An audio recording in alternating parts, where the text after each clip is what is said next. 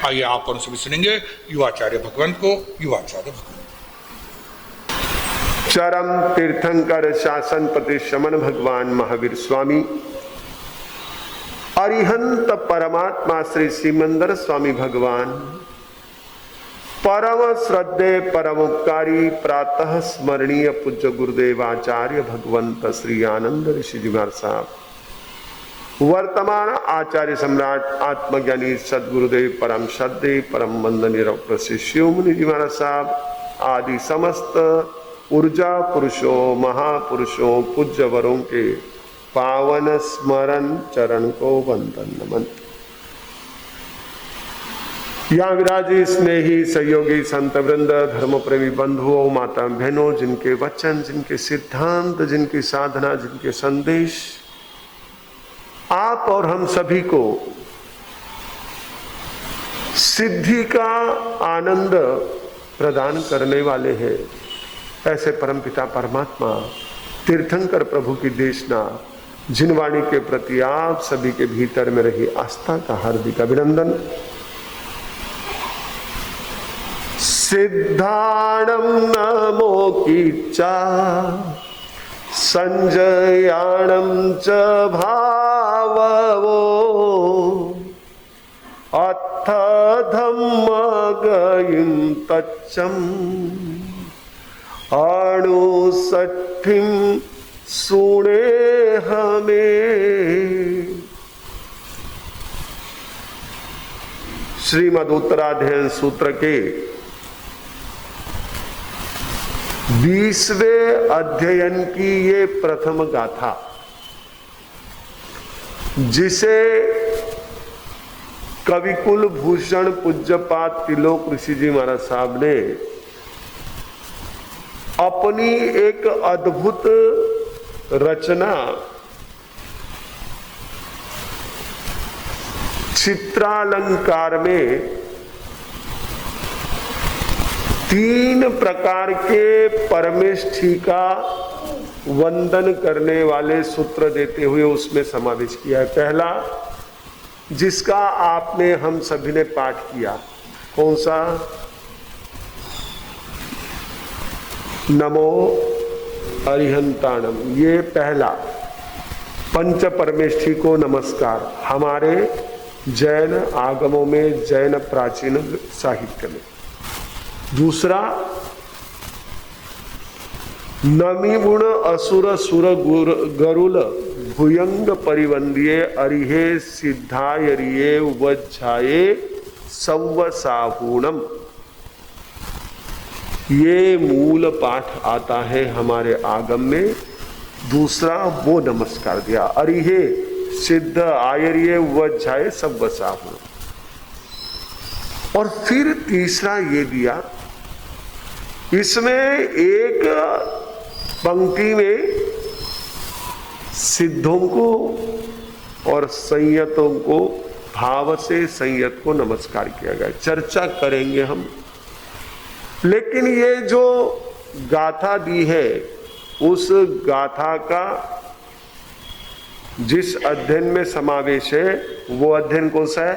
महानिर्ग्रंथीय। कौन सा नाम है उसका? महानिर्ग्रंथीय।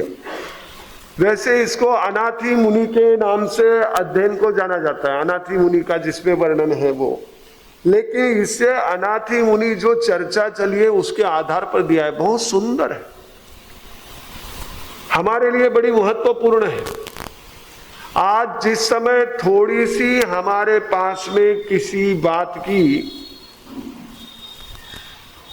विशेष उपलब्धि हो जाती है तो हम समझने लगते हैं कि मैं अब सबका बॉस हो गया हूं, सब में मैं श्रेष्ठ हूं, मेरे पीछे सब चलेंगे। लेकिन वास्तव में बॉस कौन, नाथ कौन, इसकी बहुत सुंदर चर्चा इस अध्ययन में है। नाम समझ लीजिए, महानिर्ग्रंथीय। महान निर्ग्रंथ से जुड़ा हुआ अध्ययन। स्वयं वे मुनि भी महान निर्ग्रंथ थे। और ये हमारा जो भगवान का शासन है, ये भी महान निर्ग्रंथीय शासन। आप यदि हमारे आगमों को उठाकर देखोगे तो कहीं भी आपको जैन धर्म ये नाम नहीं मिलेगा। तो फिर क्या था? ये हमारा निर्ग्रंथ प्रवचन कहलाता था। इसीलिए इणमेव निगंतम पावयणम सच्चम अनुत्तरम केवलियम परिपुन्नम नेयावुयम संशुद्धम, ये निर्ग्रंथ प्रवचन का पाठ आता है। जिन्होंने श्रमण सूत्र याद किया हो उनको पता है, जिन्होंने श्रमण सूत्र नहीं कंठस्थ किया है उनको ये पंक्तियां सुनकर के थोड़ी सी रिकॉल हो जाएगी।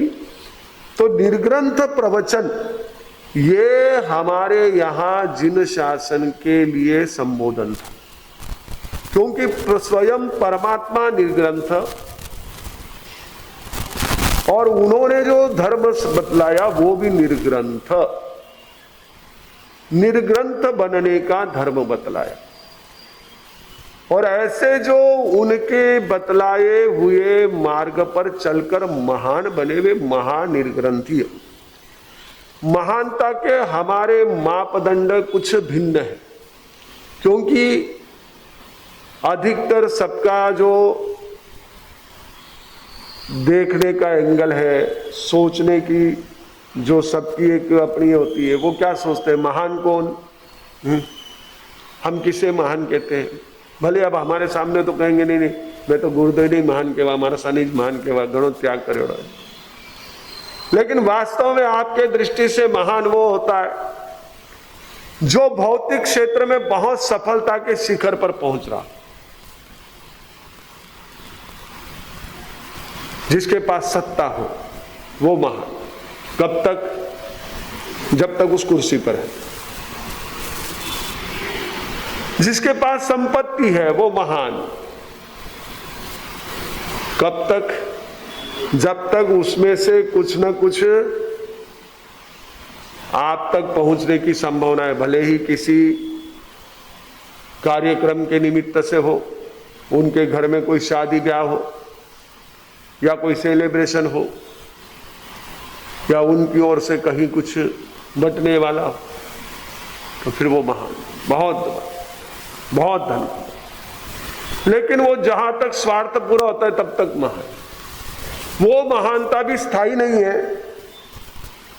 किसी को बहुत सौंदर्यता मिल गई, अब वो आजकल तो बहुत सी क्या होती है, कॉन्टेस्ट भी होती है, कॉन्टेस्ट, अच्छे शब्द है आपके, प्रतियोगिताएं। तो उन प्रतियोगिताओं में भी फिर क्या होता है, चुना जाता है वो हो बहुत महान, इनका सौंदर्य सबसे ज्यादा। लेकिन वो भी कब तक? बस कुछ समय के लिए, फिर तो उसके बाद में सारा रूप बदल जाता है। तो ये महान नहीं हो सकता है जिसके बल पर हम अपने आप को आगे बढ़ा रहे हैं, जिसमें आगे बढ़कर के हम सोच रहे हैं कि हम भी एक विशेष ऐसे लक्ष्य को पाएंगे। हमारी ये जो एक तरह से भ्रांति है, गलतफहमी है, इस गलतफहमी को दूर करने वाले हमारे आगम, कि हम इसमें उलझे नहीं। इस चक्कर में देखो, इन चीजों को महान मानने के कारण से आदमी कई गलत रास्तों पर बढ़ जाता है। आजकल हम देखते हैं कई लोग शॉर्टकट्स अपनाने लग गए, चाहे धन कमाने के लिए हो, चाहे फेम कमाने के लिए हो, चाहे सत्ता पाने के लिए, शॉर्टकट्स अपनाने लगे। कोई धमका करके वर्चस्व बनाना चाहता है, तो धमकाने के लिए उसको क्या करना पड़ता है, पहले अपना बाहुबल बढ़ाना पड़ता है। बॉक्सर्स, वो अपने उसके बल पर वो वर्चस्व बनाना चाहता है। यानी उसको, उन लोगों को, हमारे परिचित एक राजनेता थे, जब हम लोग अहमदनगर उस तरफ थे, तो उनका जो अपना एक व्यावसायिक स्थान था, वहां से हम लोग गुजरते थे, तो बहुत सारे ऐसे ना लोग दंड बैठक लगाते हुए इधर उधर घूमते दिखते थे, बड़े उग्र ऐसे दिखाई देते थे। मेरे साथ वाले, बहुत पहले की बात है ये, यानी गुरुदेव थे उस समय की, समझ लो। मैंने पूछा कि ये सब क्या है, ये इतने ना यहाँ पर ये पूरे दंड बैठक चलते रहते, इधर उधर घूमते रहते, इस जगह के आसपास ये है क्या? बोले ये सब उस राजनेता के संभाले हुए लोग हैं, वो इनको पूरा जो है खाना पीना, इनकी पूरी एक्सरसाइज वगैरह की सारी व्यवस्थाएं करता है। इनका काम एक ही है, जहां कहीं जब कभी इनको किसी जगह को अगर राजनेता ने कह दिया तो वहां जाकर के अतिक्रमण कर देना, उस जगह पर कब्जा कर लेना, ये काम करने के लिए। तो ये वर्चस्व है, फिर क्या करना पड़ता है? ऐसे रास्ते चलो। और पैसे के लिए तो आपको पता है, आज के एक अभी बीच में मैंने किस्सा पढ़ा, 1-2 दिन पहले की बात है। एक युवक ने वो शॉर्ट पैसा कमाने के चक्कर में पहले अपनी पूंजी गंवा दी लाखों की, और फिर कर्जा ले लिया, लेकिन वो कर्जा चुका नहीं सका, अंततः फांसी लगा ली उसने, ये इसी चक्कर में। अभी बीच में एक विश्लेषण पढ़ने में आया कि कई बार क्या होता है, बच्चे पढ़ने के लिए कहीं बाहर गए, अब बाहर गए तो उनके खर्चे के हिसाब से माँ बाप उनको एक अमुक राशि जो है उतनी दे देते हैं, लेकिन वहाँ ऐसे फ्रेंड्स की संगति मिल गई, उसके कई अलग अलग ये सारे रहते खर्चे, फिर क्या करना है? तो फिर ये ऐसे बेटिंग जैसे या कोई ऐसे शॉर्टकट, अब उसके ऐड भी आते हैं, इसको 1 करोड़ मिल गया, उसको 2 करोड़ मिल गया, इसको 3 करोड़ मिल गया, तुम इतना सा पैसा लगा दो। यानी जल्दी ऊपर जाने के चक्कर, क्योंकि उसको क्या पता है, महान तो वही होता है जो मौज करता है, महान तो वही होता है जो बहुत पैसा कमाता है, महान तो वही होता है जो सबकी बॉसिंग करता है, उसने वो मान रखा है। ये हमारी जो एक तरह से सबसे बड़ी भूल है, इस भूल को ही हमारे आगम, हमारे महापुरुष, हमारे पूर्वाचार्य, हमारे ज्ञानी जन कहते हैं, इस भूल को पहले दिमाग से, ये महानता के लक्षण नहीं है। महान तो वो होता है, जैसे पंक्तियों में कहा है, नदियां न पिए कभी अपना जल, वृक्ष न खाए कभी अपना फल, अपने तन का मन का धन का, अपने तन का मन का तुझको दे जो दान रे, वो सच्चा इंसान रे, इस धरती का भगवान। महान वो जो औरों के काम, जो अपने लिए जमा करे, जो अपने बड़प्पन की हमेशा सोच रखे, वो महान होता ही नहीं है, हो ही नहीं सकता है। आपके सामने जो भी ऐसे उदाहरण हैं कि जिनको आप अपने हृदय में महान के रूप में स्थान दिए हुए हैं, आप विचार करो उन्होंने क्या किया। उन्होंने सोसाइटी के लिए, समाज के लिए, समष्टि के लिए, सबके लिए अपने जीवन की प्रत्येक शक्ति का उपयोग किया जो उनके पास है। पूज्य गुरुदेव आचार्य भगवान का जन्म जयंती दिवस आ रहा है, श्रावण सुद एकम, 25 अगस्त को, 25 जुलाई को मिच्छामी संवत्सरी आ जाएगी तब तक, 25 जुलाई को। और उसी की तैयारी में हमारे बाड़ा साहब भी लगे हुए हैं, पूना के रहने वाले हैं। आपको पता है पूना में जब गणेशोत्सव होता है तो उस समय गणेशोत्सव में कई प्रकार की अलग अलग झांकियां लगती, लेकिन वो झांकियां तात्कालिक होती है। इनकी झांकी तात्कालिक टेम्पररी नहीं होती है, इनकी झांकी फिर फिक्स होती है। तो उसी की तैयारी में आज भी यहाँ पहुंचे हैं। उनकी भक्ति का खूब खूब अनुमोदन है। देखो ये भक्ति, ये आस्था, ये श्रद्धा, वैसे शरीर से इनका हाइट का ज्यादा नहीं है, लेकिन विचारों की और भक्ति की हाइट बहुत है। वही ऊंचाई वास्तव में, मैं जो कह रहा हूं ना, महान कोई केवल लंबा 6 फुट लंबा होने से कोई ऊंचा नहीं कहलाता, उसकी सोच उतनी ऊंची ऊंची होती। वैसे ही इनकी भक्ति जो है, आस्था जो है, वो बहुत ऊंची है। और इसी बात को लेकर इन्होंने काफी मेहनत की और आज यहाँ पर पहुंचे हैं पनवेल संघ के प्रति, और साथ ही साथ हमारे लिए उनके मन में जो एक गुरु बंधु के नाते विशेष आत्मीयता है, उसी कारण उनका यहाँ तक आना हुआ। बहुत प्रसन्नता। तो मैं कह रहा था कि जो महानता है, वो महानता हम यदि देखें कि जिन जिन महान पुरुषों ने वह स्थान प्राप्त किया है, वो औरों के काम, जो औरों के काम आए वो अपने आप महान बन जाते। उनका जीवन का प्रत्येक सामर्थ्य, गुरुदेव की बात में कह रहा था, बात में थोड़ा उधर चला गया। गुरुदेव का जीवन चरित्र सर्वप्रथम जो है प्रकाशित रूप में लगभग 1968-69 में आया होगा। श्रमण संस्कृति के प्रतीक आचार्य श्री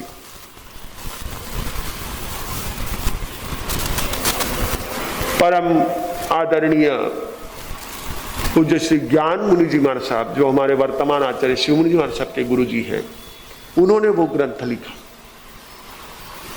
उसमें एक बात मैंने पढ़ी तो बड़ा आश्चर्य हुआ। उन्होंने कहा कि हम लोगों को आचार्य श्री के साथ में पंजाब के कई क्षेत्रों में विचरण कर, साथ साथ में हमने विचरण किया, क्योंकि जिस समय गुरुदेव पंजाब पधारे थे तो पंजाब के कई अलग अलग संतों के संघाड़े गुरुदेव के साथ डिफरेंट स्थानों पर रहे।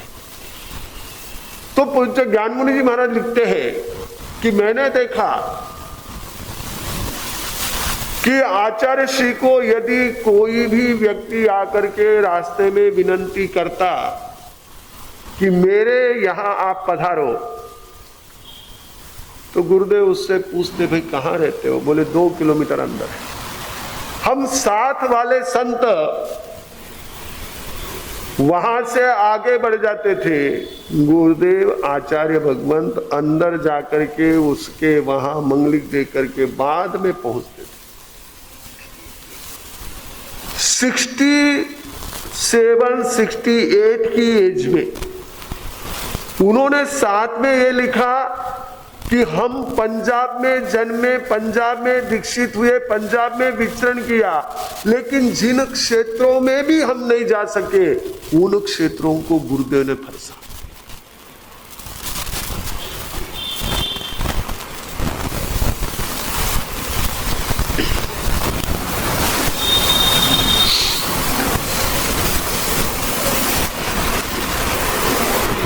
आज भी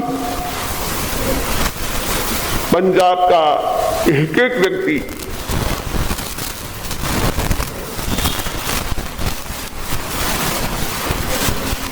गुरुदेव के प्रति आस्था रखता है, उन्हें भगवान के सिवा संबोधित नहीं करता।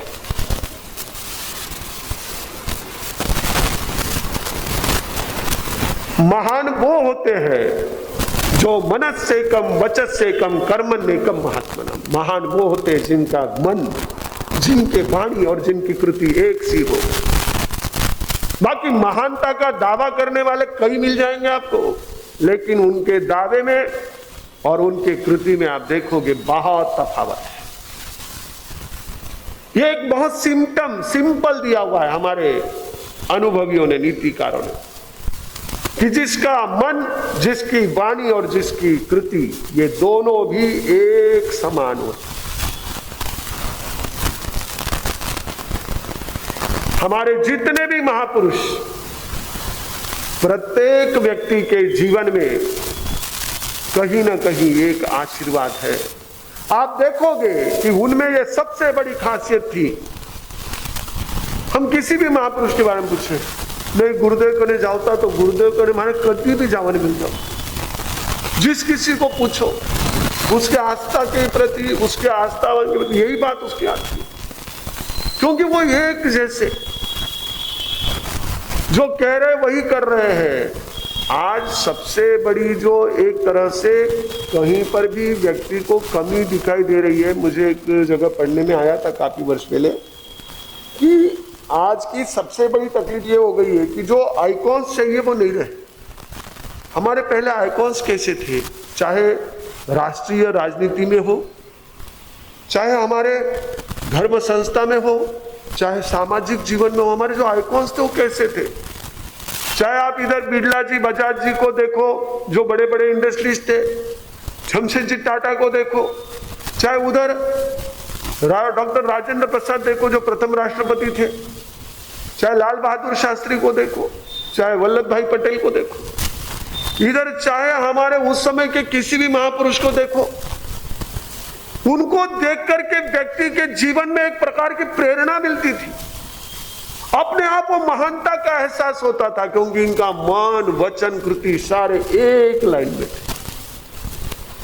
ये जो कहते थे, जो सोचते थे वही करते थे, उसमें कभी कोई फर्क नहीं।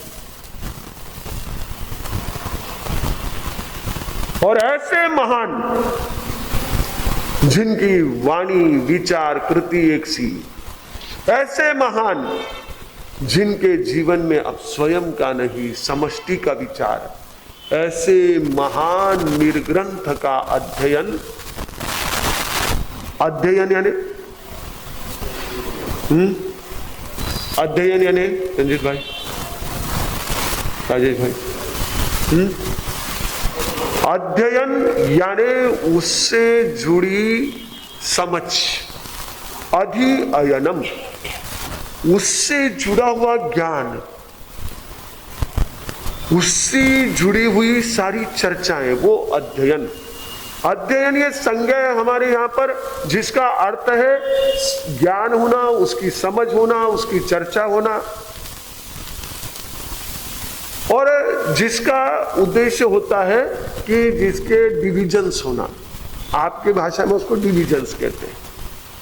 तो डिविजन्स होना, अलग अलग डिविजन्स होती है, वैसे अलग अलग अध्ययन। रामायण देखोगे तो उसमें अलग अलग कांड होते हैं, सुंदर कांड, बाल कांड वगैरह अलग अलग आते हैं। महाभारत को देखोगे तो उसमें क्या है, पर्व, अलग अलग पर्व है, शांति पर्व वगैरह, ऐसे 18 पर्व। तो ये अध्ययन वैसे ही डिविजन्स है। तो ये अध्ययन, इसका नाम दिया महानियंठिजम, महानिर्ग्रंथीय। स्वयं परमात्मा प्रभु महावीर को भी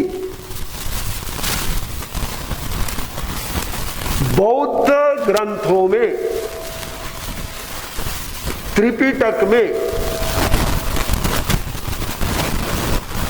निगंठे नाथ पुत्ते के रूप में संबोधित किया है। जहां कहीं कुछ ऐसी चर्चा आई है वहां पर निगंठे नाथ पुत्ते, ज्ञात पुत्र भगवान महावीर, तो निगंठे उनके लिए विशेषण लगा है। नाम ज्ञात पुत्र और विशेषण निगंठे। तो निर्ग्रंथ का अर्थ क्या होता है? अच्छा दिलीप भाई आया। निर्ग्रंथ का अर्थ क्या होता है?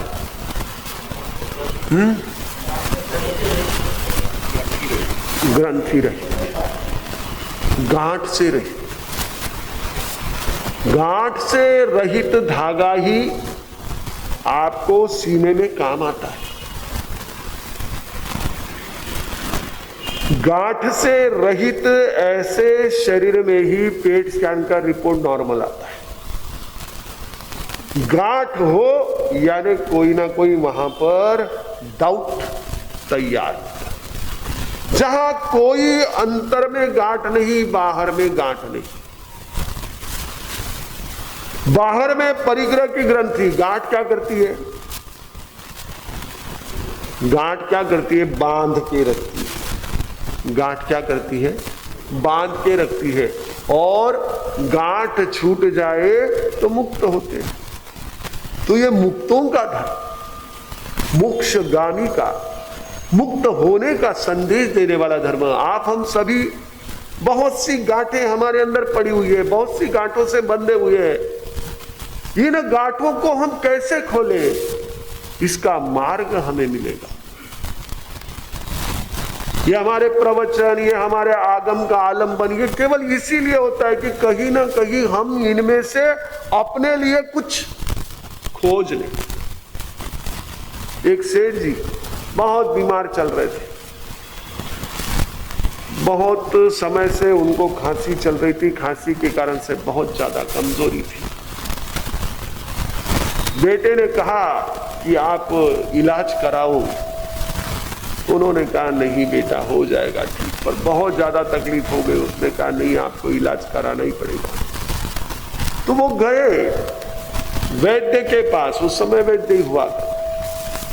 वैद्य ने देखा, बोले बीमारी थोड़ी ज्यादा हो गई है, लेकिन कोई बात नहीं, आप कुछ दवाइयां लिख कर देता हूं, उनको दिन में 2 बार लेते रहेंगे तो 3 दिन में ठीक हो जाएगा। सुवर्ण भस्म, मोती मुक्ता पिष्टी, ऐसे कुछ जो एक तरह से बड़े ही पावरफुल, ताकतवर ऐसी औषधि थी, लेकिन जितनी ताकतवर थी उतनी महंगी थी। वो लिख करके दी। अब सेठ जी थे, उन्होंने पढ़ा। अब वो सोचे इतना लाओ, इतनी सी बीमारी के लिए क्या जरूरत है। उन्होंने कहा ठीक है। वो क्या करते, जो उनको लिख करके दिया हुआ पर्चा था, उस पर्चे को हाथ में पकड़ते और वो पर्चा जो है वो पानी के सामने धर देते और फिर वो पानी पी जाते। अब 3 दिन 4 दिन 6 दिन हो गए, दवाई बीमारी ठीक हो नहीं रही है। बेटे ने कहा पिताजी आप गए वैद्य के पास? बोले हाँ जाके आया। बोले दवाई? बोले ले ली। क्या ली? बोले ये लगी है। तो बोले ये कहाँ है दवाई? बोले बस रोज ये मैं हाथ में लेता हूँ कागज और पानी पी लेता हूँ, अब उससे थोड़े ही कुछ होने वाला है।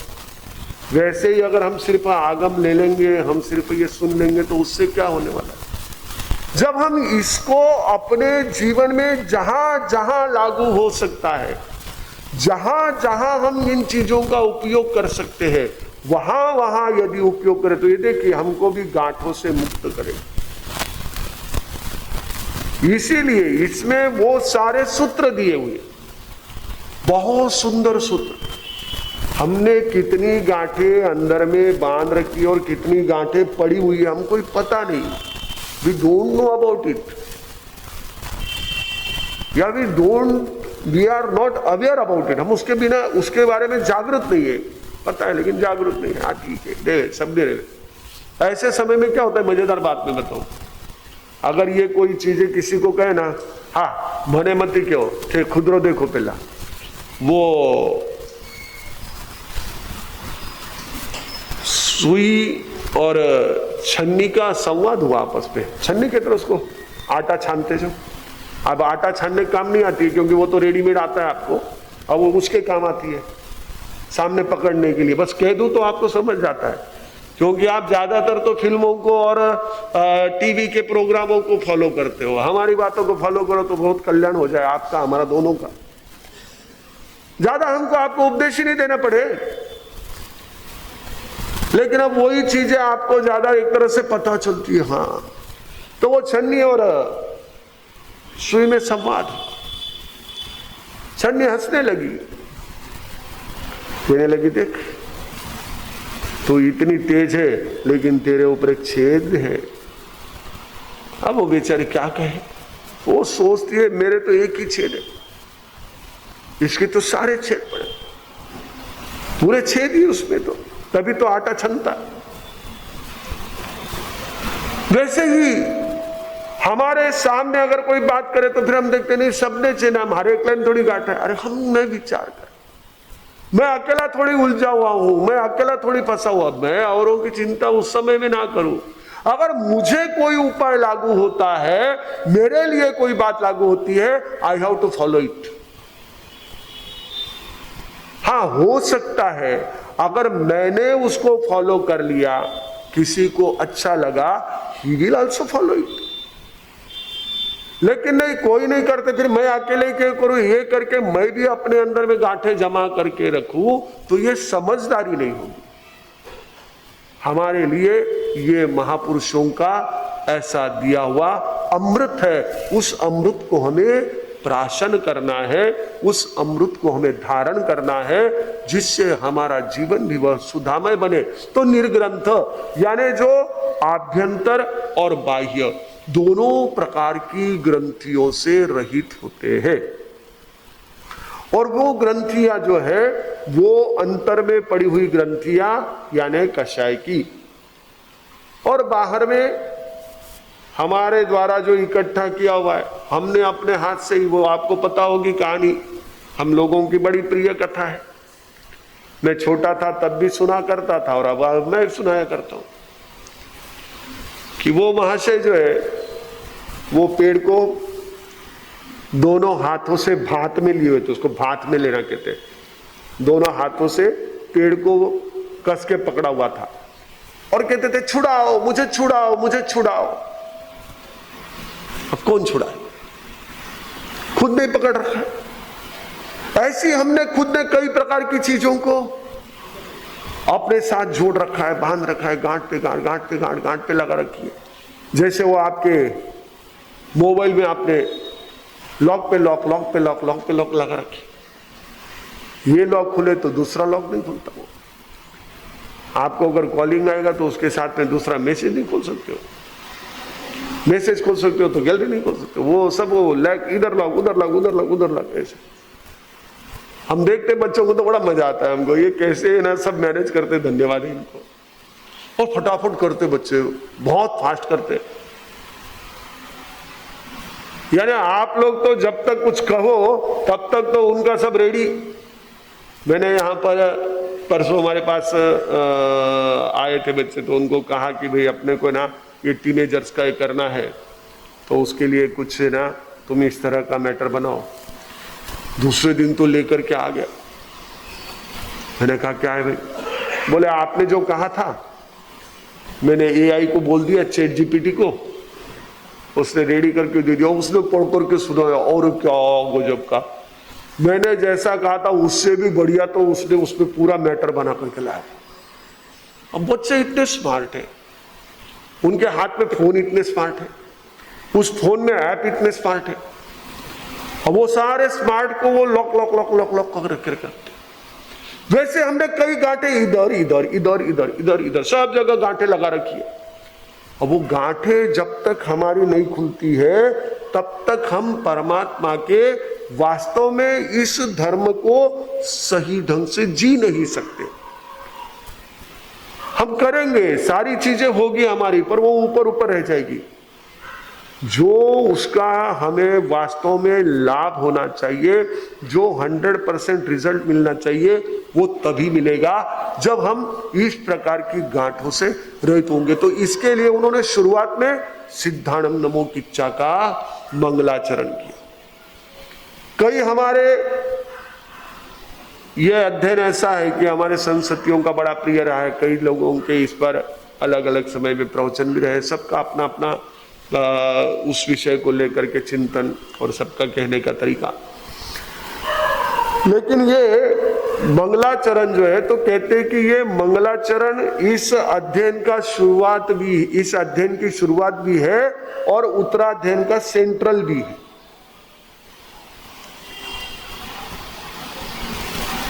जैसे संजोगा विप्पमुखस्य शुरुआत में है, वैसे मध्य मंगल के रूप में सिद्धाणम नमो किच्चा की गाथा, नमस्कार सिद्धों को करके।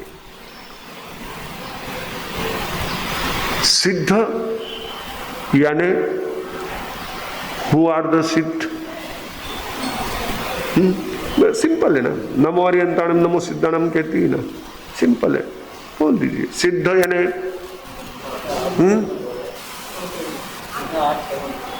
8 कर्मों को क्षय कर दिया, बराबर। और बोलिए सिद्ध यानी, कई बार है ना मेरा पूछने का जो इंटेंशन रहता है ना, वो सिर्फ शब्द से जुड़ा रहता है, क्योंकि हम लोग है ना कई शब्दों को इतना घिस चुके हैं कि उस शब्द के अर्थ को भुला दिया हमने।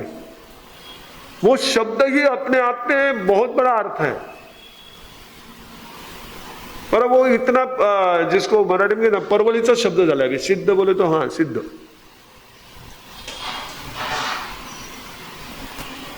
सिद्ध मूल शब्द है सिद्ध, और उसका ये पूर्ण रूप है सिद्ध। सिद्ध शब्द जो है वो चलने अर्थ में, किस अर्थ में? चलने अर्थ में। तो सिद्ध यानी पहुंच जाना, सिद्ध यानी क्या? पहुंच जाना। चलना ये सिद्ध, सिद्ध्यति या सिद्धति, सेधते सेधेते सेधनते, चलता है, दो जने चल रहे हैं, बहुत सारे चल रहे हैं, और वही जब सिद्ध तो चले गए, पहुंच गए, जो अपने लक्ष्य पर पहुंच गए वो सिद्ध। और एक होता है सिद्ध शब्द का अर्थ संराधौ, यानी अच्छी तरह से उसको रांधना। रांधना यानी टू कुक। रांधना ये हिंदी शब्द है, उसको इंग्लिश में क्या कहेंगे? To cook. तो अच्छी तरह से किसी चीज को रांधना वो क्या कहलाता है? सिद्ध। और जो अच्छी तरह से तैयार हो गया वो सिद्ध। यानी अब इन दोनों में क्या आया आपके ध्यान में?